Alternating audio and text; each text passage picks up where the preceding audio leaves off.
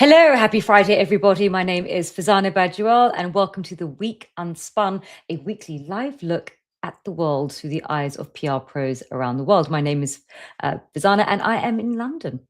I'm David Gallagher, and I am in Austin, Texas. And I'm Doug Downs in Canada's Rocky Mountains. Did you forget where you are, Doug? Did I which? Did you forget where you are? No, not at all. So our attention will be on the events that have been happening in the snowy town of Davos, the reports. We're going to be looking at the Edelman Trust Barometer, which is the sort of, the main report for our industry. And of course, we're looking at the possibility of the forum moving from Davos to other locations. And please feel free to leave your comments and we'll try and address them before the end of the show. And we will begin with the speech that cut through by the Canadian Prime Minister, Mark Carney, and we want a response from our resident Canadian. Over to you, Doug. That, eh? How about a Canadian stepping up and stealing the show? And it's not about hockey. Canadian Prime Minister Mark Carney absolutely stole the room at Davos this past week. It's a speech that didn't just land well. He earned a standing ovation in the room and a wave of praise across the globe.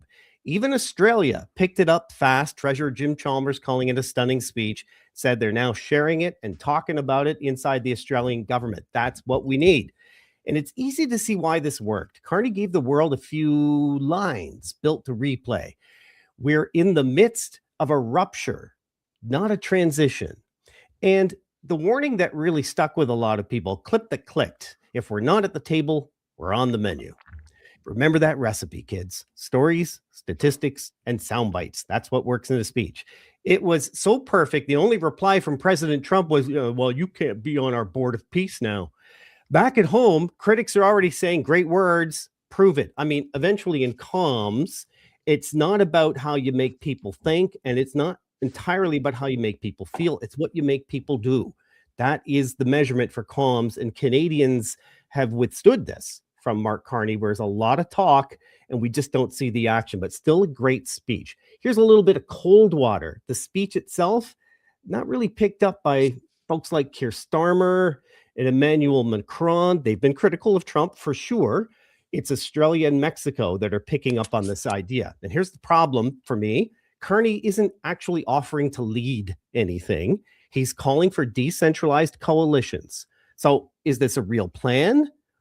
A leaderless effort where everybody agrees, nobody moves? Another great speech that simply becomes academic theater? For me, Farzana, that's the risk. For me, words don't change the world. They might be a beginning, but they don't change things. Action does. Doug, how could you say that? We are storytellers. My God, you'll put us out of business. No, words do change the world, and they have. Now, I think you raise a really valid point, because often people think of, a piece of content, or be it a speech or a post, or a report as, how it landed, in terms of impressions and reach and sentiment. Was it all positive? But actually, you have to always dial your way back to not these sort of vanity sort of metrics, but actually, what is the purpose? The person who actually pushed out that piece of communication. So, Carney in this instance, what is he trying to achieve? And so, some people say that, oh, maybe his speech backfired because he's no longer on the board of peace. But, was that something that he was looking to be on? Or was he aware of what the risks and the implications of his speech? So I think it's always important when you analyze communications is you don't look at it from your lens or vanity metrics. You look at it from the person who is actually pushing that piece of content out. What is their strategic aim? And I think when you roll it back, I think, it cut through. It has made him look like a leader with purpose, a leader that is actually stepping up and in also getting sort of cut through and respect from some people who are waiting for a leader to stand up to President Trump.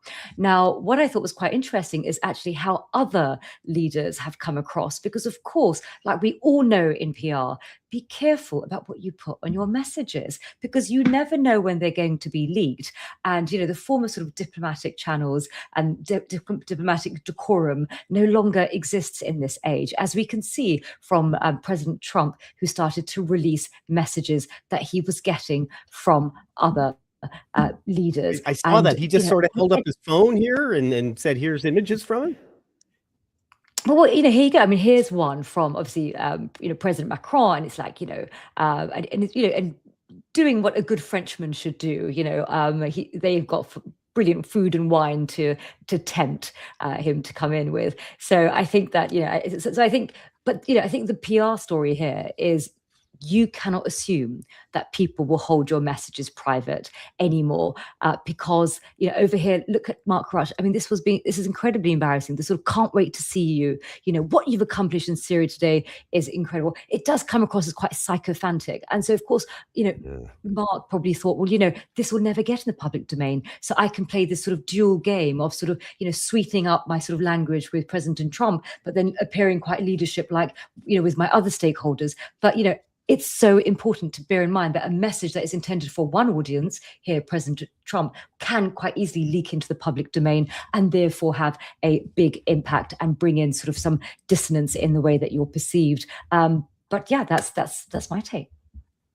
Yeah, I concur. I thought it was a home run. I really do, in terms of being quotable, memorable, seizing the moment. I really think people were eager, almost desperate, for there to be some sort of counter message to really what we heard from President Trump. So I thought in the moment, I thought it was exactly what was required.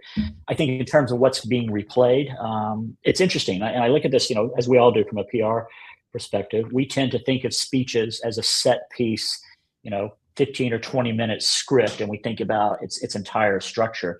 But really, there's about 17 seconds that people are sharing and repeating and remembering, and you kind of quoted that either you're on the table or you're at the table or on the table, Doug. So I think it was a home run.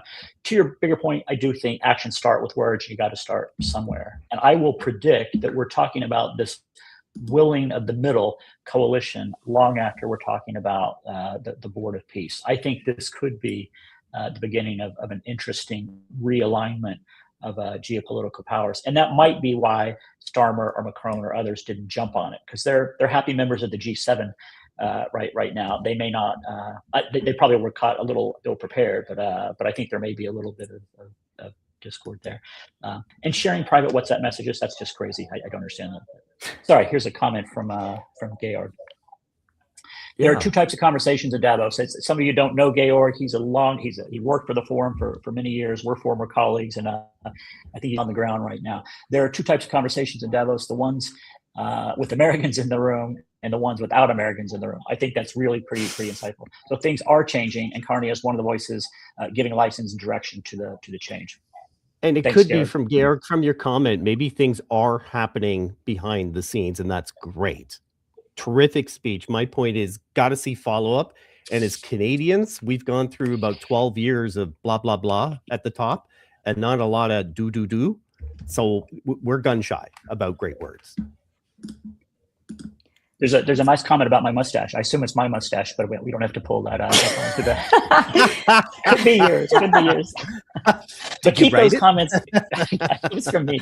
Keep those comments going. Hey, I know the whole show is pretty much about Davos. Just one insight.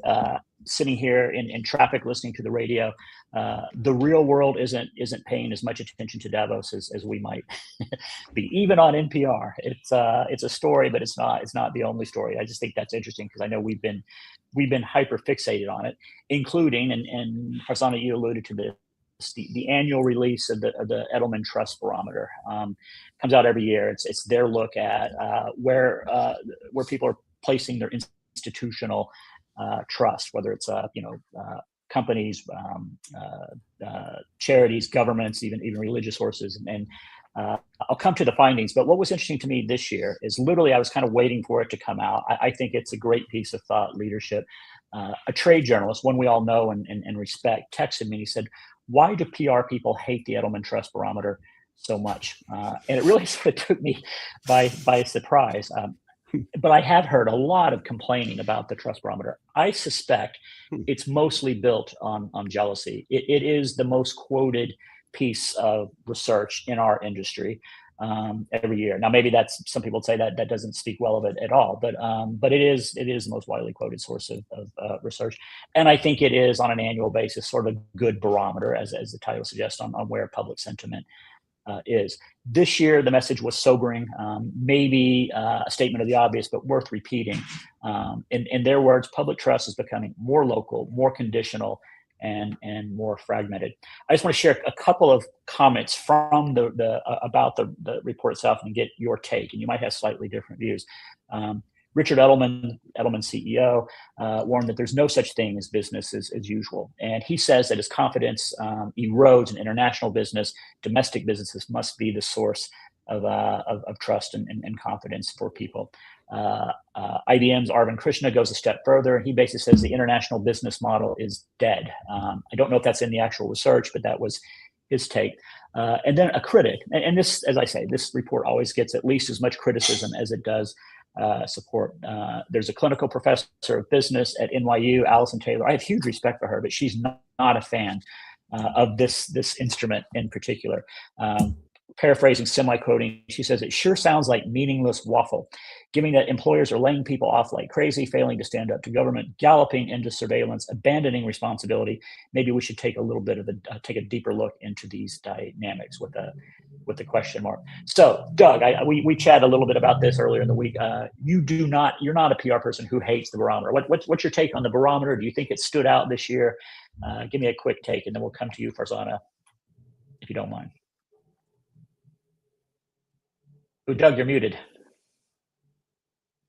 and frozen. Sorry, I'm muting my mic. You know, I'm muting because I'm coughing off mic, and I just forgot to turn it back on. I've always loved the trust barometer, and I find it ironic that it suffers from a lack of trust amongst some. But anyway, the trust barometer has always put into context for me, I think in the last couple of decades, that the person people trust is someone just like them, right? I trust someone just like me.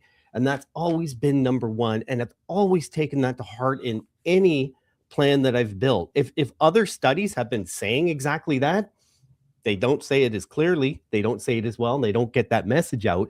And I still think a lot of PR folks miss that. I thought Edelman stood up and told us kind of what we already know in our bones. He called it the era of insularity, cold name for a cold reality. The world has grown small, and we no longer trust the person across the sea or even the person across the street unless they're just like us, right? Edelman spoke of polynational models. To me, this is just a fancy way of saying the big shared world is dead. We are retreaters now. We're building digital fortresses, huddling in the niches that we self-identify in, that the mass audience has splintered like dry wood. And I admire the clarity of the Edelman Trust Barometer. Edelman measures the rot with a steady hand, and then it calls it a metric. He's telling the elites that their global stage has been broken into 1,000 private rooms. It's an obvious truth to me, but a truth that needs to be said out loud in the mountain air. David, for me, Edelman isn't just tracking a trend. He's performing an autopsy on the idea of the common world. That's why I love it. Autopsy is a strong word. Farzana, I think you tell me, what do you think? Well, I want to lean into Anne-Marie's comment, actually. So, Anne-Marie's come in very sort of, no nonsense. It is what it is. And it doesn't pretend to be academically rigorous. And it's a good example of content. We're all talking about it. And I'm sure that's, that's important for them as, their primary audience are clients in the PR industry. And, she does like reading counterpoints because it reminds us to exercise our critical thinking, which is exactly what I agree. So when I read a report, I want to also read the critique from others so that, one can understand it with more nuance. And so I do like what Anne-Marie has to say. I mean, my thoughts are, is it rocket science that we are increasingly, distrusting sort of more sort of far away institutions? I think close proximity has always had a relationship with trust. And I don't think that's anything new. I think what's happening is perhaps Western sort of corporates no longer have that sort of immediate trust in sort of emerging and frontier markets that they used to, because I think we're sort of moving from this sort of, unipolar to multipolar. And so therefore, I think people are demanding leadership and conversation and branding and marketing and comms that is aligned to their culture. I think people are looking for authenticity from their own lens. And I think also deference is dead. And so that's why people just aren't interested so much in leadership or the biggest company in the world, or or whatever. So I think that's kind of what we're seeing is a breakdown of trust, because people want to want to sort of listen and tune into perspectives from people who look like them and who are from their region. And maybe we're all becoming a bit tribal. Does it, David, let me put you on the spot. Is this the shot across the bow for the concept of globalism? Well, I was thinking about listening to Farzana and reading Anne-Marie's comment.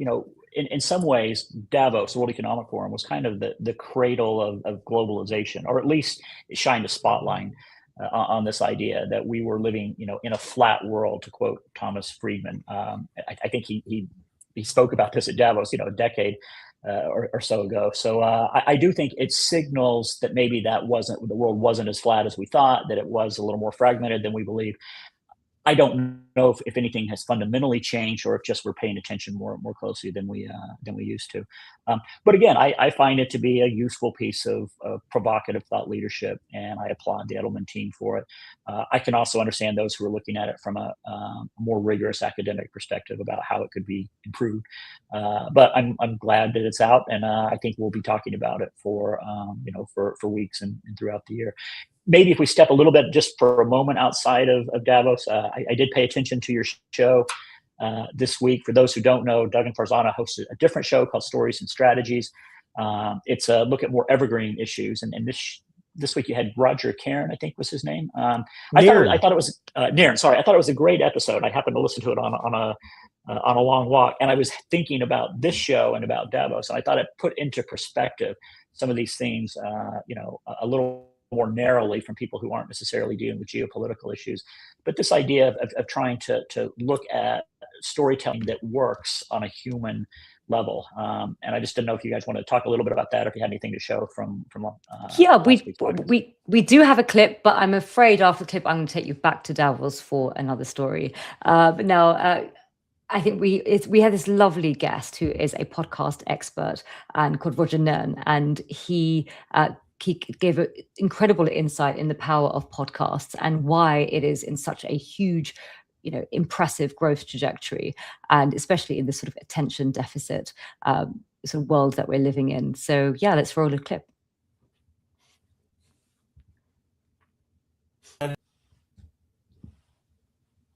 Fails at this because it starts with context, mission, background, which is a sort of a polite way of saying please wait while we warm up this conversation, sort of thing. Yeah. So the shows that hold attention, pick one clear idea, build tension around it, and then let the listener feel the people behind the message or behind the story. So in PR, one of the hidden superpowers about PR is clarity, right? Because clarity beats clever, where when attention is quite scarce. And that's such a good point, Farzana, and going back to Davos, that's something I thought Mark Carney accomplished that. I thought Richard Edelman, and maybe that's why the Edelman Trust Barometer has done so well, despite what some academics think is a lack of displayed rigor at the very least. And if you can do better, do it. But also Larry Fink, the from Blackstone, I thought provided some clarity in his own way as well. Yeah, absolutely. And I think just going back to sort of Edelman Barometer is, again, the academics who are sort of screaming blue murder against the lack of rigor in their approach, one has to ask themselves, Edelman, are they targeting the academics? Is it their sort of main stakeholder that they are looking to influence, to persuade? No. And I think we always need to be mindful about who is the target audience for a strategic communications play. And I think we forget that. We always assume that, our opinion matters when actually we may not be the target audience. Now, moving on, well, actually not moving on, staying firmly in the Davos playpen. Interesting, I sort of picked up Larry Fink, the co-chair of the World Economic Forum, and of course the CEO of BlackRock. He mooted the idea of moving Davos to another location. And I think they're toying with the idea of Dublin. They're toying with the, with the idea of Detroit. So, very much staying within the D category. So, of course, as PRs, we approve because we believe in alliteration. Now, he believes the event has outgrown its current venue, largely because of the sheer number of delegates that are attending. And of course, there are two types of delegates. You've got the white badge holders, the sort of, the halo delegates, the ones, who get in. And they're roughly about 3,000, I think, official participants. And then you've got a massive 15,000 plus, apparently, sort of unofficial attendees, just dwarf the 3,000 official. And so, of course, they're thinking of moving. And but of course, the problem from a brand perspective is actually the World Economic Forum is often sort of the term is sort of interchangeable with Davos, and most people use Davos. They don't use World Economic Forum or WEF. The acronym doesn't really flow, or WEF. And so what's going to happen if you end? Is it going to be the World Economic Forum or WEF in Dublin or Detroit, or is it going to be weirdly Davos in Detroit?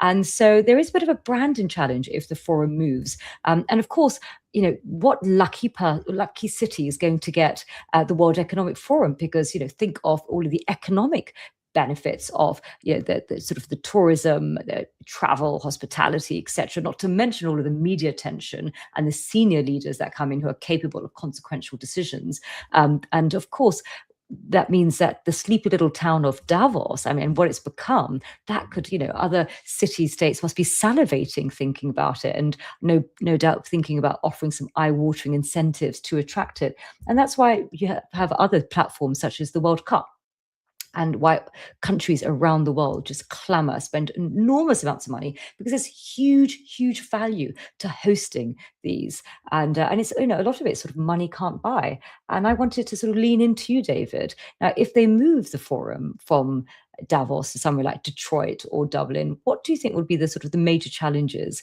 in terms of the brand? Because it is known as Davos, we call it Davos. And of course, you have advised the World Economic Forum in the past in terms of brand. So tell us a little bit about your perspective there. Well, advice might be a strong word. I did work with them on a project a while ago, kind of my first introduction to the forum, and really kind of to tackle that exact question. How do they associate and build the brand of the World Economic Forum, which is the actual name of the organization, to its annual meeting, which is almost always held in Davos? I think there's been a couple of exceptions. They also have what they call Summer Davos, which has been historically held in two different places in China. But definitely the brand value has been attached to this location. And I think they've struggled with this for years, about how to acknowledge that that's how they're considered, but also the fact that they work on a year-long basis. They do a lot of things that don't have anything to do with Davos, and they've got value that transcends this one conversation. So I think it's a legitimate question to ask. And it's been on their minds, I think, for a long time. But it kind of interesting leans into a couple of other things. Is this a lean into populism? Is this a step away from charges of elitism, which is something that the forum has struggled to address, or tried to address over the years as well? So is this a way of opening up the forum and bringing its considerations, its deliberations, the spotlight into other markets?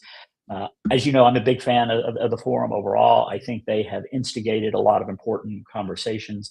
I think they shine a light on the issues that we need to be looking at. And I think that the brand, like all brands, probably is due for at least a reconsideration. And this would be one thing, at least, that you look at.